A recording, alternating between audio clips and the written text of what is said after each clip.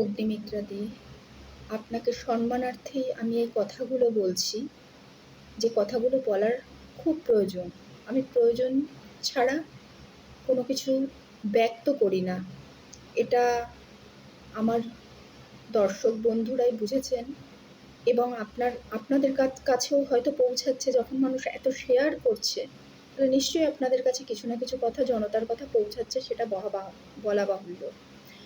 তো আপনি দেখুন, আপনারা রাজত্বে এসছেন, আপনারা মানুষরা কাজ করছেন, কার জন্য? জনদরদি হয়ে আপনারা রাজ্যে এসছেন।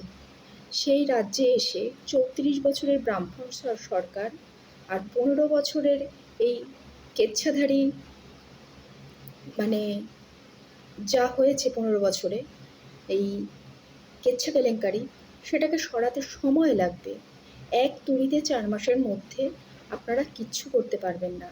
এই যে রাস্তাঘাটে এত মানুষজন দেখছেন, মানে এদের বাচ্চা, মানে একসাথে ৬-৭টা বাচ্চা নিয়ে এরা রাস্তায় থাকতে পারে।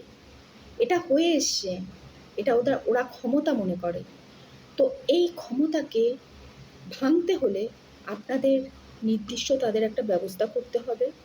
কারণ আপনারা জানেন এগুলো মাথায় নিয়েই আপনাদের এই রাজ্যটাকে চালাতে হবে।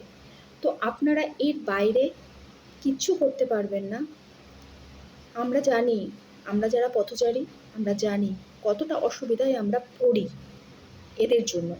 কিন্তু এদের যদি আমরা কোনো কথা বলি, তারা যে কী রিয়াকশান দেয়, সেই অপমানের ভয়ে আমরা কথাগুলো বলি না। কিন্তু আপনারা যখন জননেত্রী, সেই হিসাবে বলছি, খুব সংযত হয়ে সম্মানের সাথে কথা বলবেন, লাউডে কথা বলবেন না, এটা বিনীত অনুরোধ। তার জন্য কি হচ্ছে, কুণাল ঘোষের মতন মানুষ, শতরূপের মতন মানুষ সব মলম লাগাতে চলে যাচ্ছে। এই যে এত কেচ্ছা যখন করেছে তারা ১৫ বছর ধরে, বিগত ১৫ বছর ধরে, তখন কিন্তু একটা মোমবাতি মিছিলে যায়নি। একটা যে এত হেনস্থা হয়েছে রাজ্যটার ওপরে, তারা একটার বিরোধিতা করেনি তারা সরকারে থেকে। তো আপনারা যখন কাজ করতে চাইছেন, কাজ দেখাতে চাইছেন, মানুষকে বোঝাতে চাইছেন, এক নিমেষে তুড়ি মেরে ৩৪ বছরের সরকারকে প্লাস ১৫ বছরের এই কেচ্ছা কেলেঙ্কারিতে জড়িত সরকারের যে পরিকাঠামোটা তৈরি হয়েছে, সেটা কিন্তু দূর করতে পারবেন না। তাই সব সময় মাথা ঠান্ডা রেখে আপনারা কাজ করবেন। যখন আপনাদেরকে, মানে অনেক সম্মান, অনেক ভেতর থেকে আবেগ নিয়ে যখন আপনাদেরকে নিয়ে এসছি সকলে মিলে, তাহলে আপনাদের প্রতি, সরকারের প্রতি এই বার্তা দেওয়াটা আমার উচিত বলে মনে হয়েছে।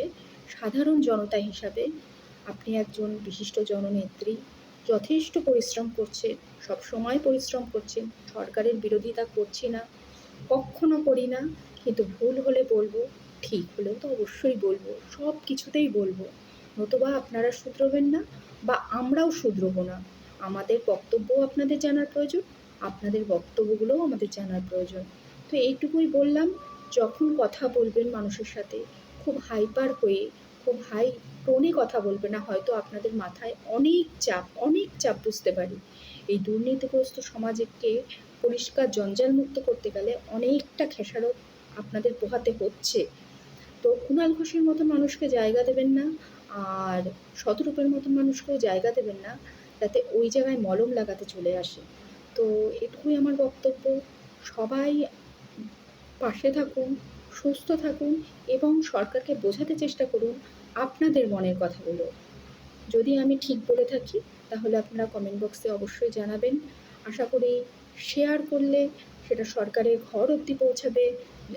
যখন উত্তর পাই যে এইগুলো তো আমাদেরই মনের কথা, তো তখন ভালো লাগে যে বলো তোমরা, যে সুন্দরভাবে গুছিয়ে তুমি বলেছো, এগুলো আমাদেরই মনের কথা।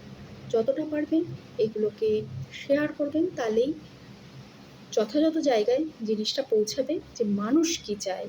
কমেন্ট বক্স খুললেই অ্যানালাইসিস করতে পারবে মানুষ কী চায়।